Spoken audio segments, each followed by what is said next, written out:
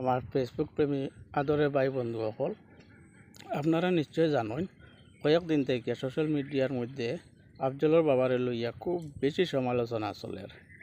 তো মাদই লগিয়া এই যে জাবির ব্লগার আর যে সুরমা সাদ্দাম যে দুইটা মানুষ আছেন, এই দুইটা মানুষ হইলা টাউট দলাল। কয়েকদিন আগে এই আফজলের বাবা গেছলা বেঙ্গলোর তান ফুয়ারে চেক আপ করানির লাগিয়া, এখানেও যাওয়ার পরে জাবির ব্লগারের লগে আর এই সুরমা সাদ্দামের লগে দেখা হইলে এরা দুইটা মানুষে ভিডিও পোস্ট করছেন, আপনারা দেখছেন। তো এরা ডিমান্ড হইয়া থাকলো আমরা ভিডিও পোস্ট করবো, বাইরে লড়মো।